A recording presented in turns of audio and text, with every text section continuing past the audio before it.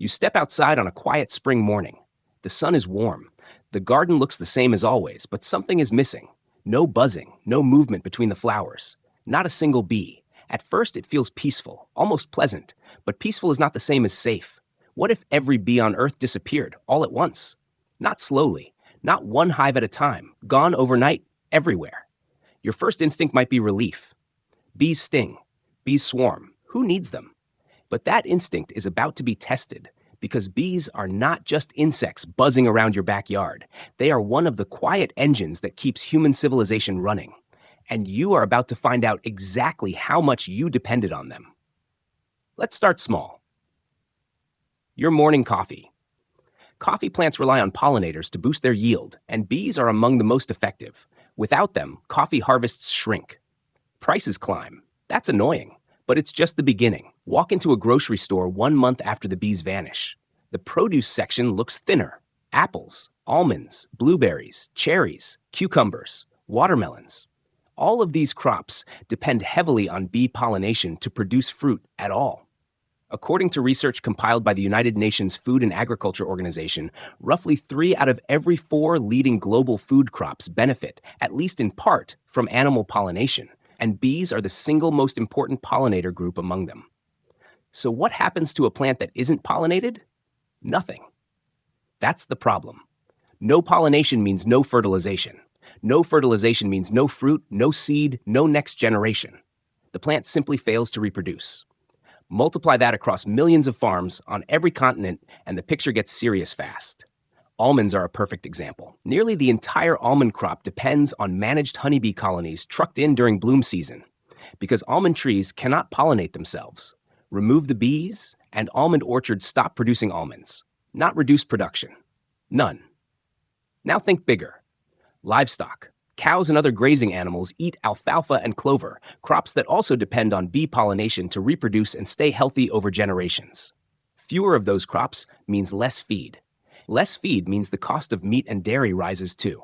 The disappearance of a tiny insect starts rippling outward into an entire food chain you never think about.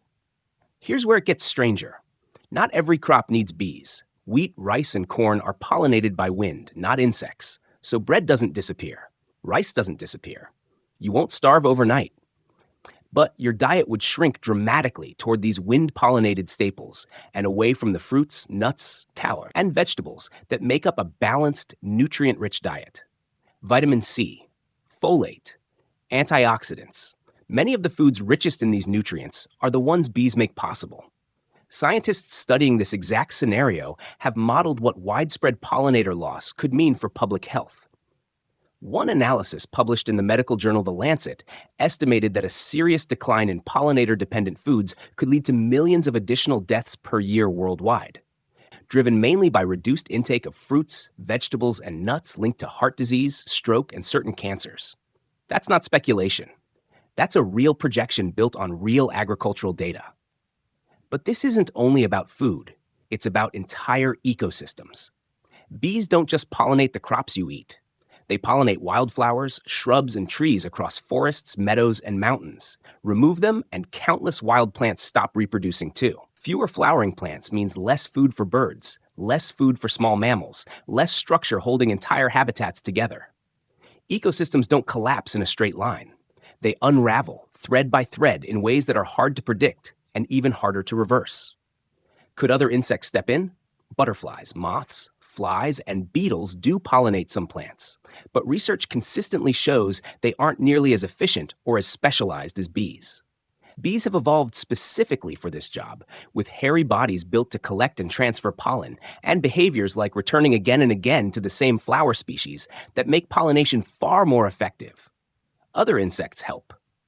They can't fully replace what bees do. Here's the twist you might not expect. Humans have actually tried to replace bees before, by hand. In parts of China's Sichuan province, decades of pesticide overuse wiped out local wild bee populations so severely that farmers now pollinate some fruit trees by hand, using brushes to transfer pollen from flower to flower, one at a time. It works on a small scale for high-value crops. But it's slow, it's expensive, and it's simply impossible to scale up to feed a planet of 8 billion people. What took bees a single afternoon now takes entire teams of human workers days. So could technology solve this instead? Researchers have experimented with tiny pollinating drones, sometimes nicknamed robo-bees.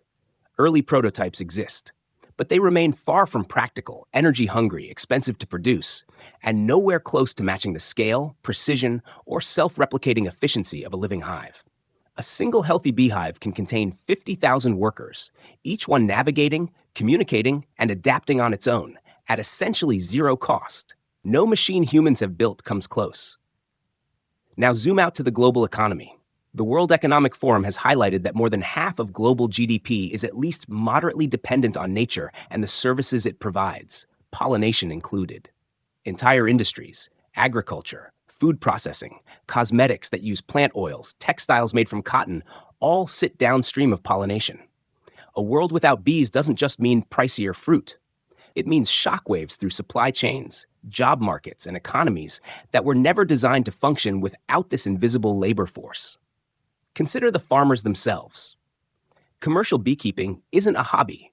It's an industry, built around trucking millions of hives across entire countries every year, timed precisely to bloom seasons. Beekeepers in the United States haul colonies from as far as Florida to California just to pollinate almond orchards each February, a single event sometimes called the largest managed pollination event on Earth. Remove the bees and you don't just lose the almonds. You lose an entire logistics network, an entire seasonal workforce, an entire branch of agricultural economy built around a species most people never think twice about. And the ripple doesn't stop at farms. Grocery stores would need to redesign their shelves. Restaurants would need to rewrite their menus. Nutritionists would need to rethink dietary guidelines built around fruits and vegetables that suddenly became scarce or prohibitively expensive.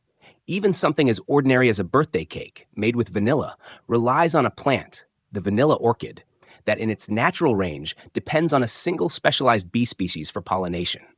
No bee, no vanilla bean, no vanilla extract, not at any price affordable to most people. And this brings us to the real twist in this story. Bees haven't actually disappeared, not yet, but their numbers are already falling in troubling ways. Beekeepers across the United States have reported annual colony losses regularly exceeding 30% in recent years, driven by a mix of pesticide exposure, disease, parasites like the varroa mite, and habitat loss. Scientists don't fully agree on which single cause is most responsible. What they do agree on is that the trend is real, and it's a warning sign, not a random fluctuation. Which means this isn't purely hypothetical. It's a slow-motion version of the very scenario we just walked through, unfolding in real orchards, real hives, and real harvests right now.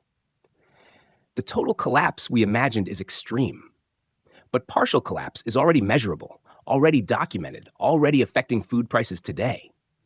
So what would it actually take to prevent it? Researchers point to a combination of solutions, reducing certain pesticides linked to bee mortality, planting more wildflowers and diverse crops instead of vast single-species fields that leave bees with nothing to eat outside of a short bloom window, supporting wild, native pollinator species, not just managed honeybee colonies. None of these are simple fixes, but together, they represent a path away from the scenario we just described. Some countries have already started experimenting with these ideas. Parts of the European Union have restricted specific classes of pesticides shown to harm bee colonies. Cities from London to Los Angeles have introduced rooftop and roadside wildflower programs designed to give urban bees more places to feed. None of these measures, on their own, can undo decades of habitat loss. But scientists studying pollinator decline generally agree that small, layered changes spread across enough farms, cities, and countries can meaningfully slow the trend, even if they can't fully reverse it overnight. There's also a personal layer to this story, one that doesn't require a research grant or government policy. A garden with native flowering plants, a lawn left slightly wilder, with clover instead of a uniform green carpet, a balcony planter chosen for pollinators instead of appearance alone. None of these single actions saves a species. But multiplied across millions of households, they add up to real measurable habitat, exactly the kind that struggling bee populations need most. Think back to that quiet morning where we started. No buzzing, No movement between the flowers. It felt peaceful at first. But silence, in this case, isn't peace, it's absence. And that absence has a price tag attached, one measured in disappearing crops, shrinking diets, unraveling ecosystems, and economies quietly losing a worker that never asked for a wage. The next time you hear a bee humming past your ear, you might feel the instinct to swat it away. But maybe pause instead and think about the 3 out of 4 food crops it helps make possible, the ecosystems it holds together, and just how loud its absence would actually be. You wake up on that same spring morning. The sun is warm. The garden looks the same as always. And this time, you hear it. A single, quiet buzz. And you realize it was never just a sound. It was the sound of everything working.